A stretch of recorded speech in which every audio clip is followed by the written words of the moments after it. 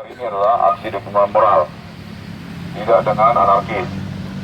Kita hanya menuntut Polres Kabupaten Bekasi bisa bertanggung jawab terhadap ketidaknyamanan warga Kristen yang ada di Kota Serang Baru.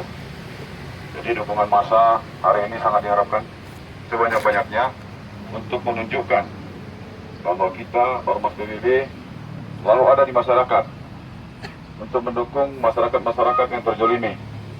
Termasuk hari ini yang kebetulan terzolimi adalah warga Kristen yang ada di Kota Serang Baru. Siapapun sebenarnya masyarakat terzolimi, kita dukung. Kita tidak memandang suku, ras, agama, atau antar golongan. Semua kita dukung. Yang merasa terzolimi kita dukung.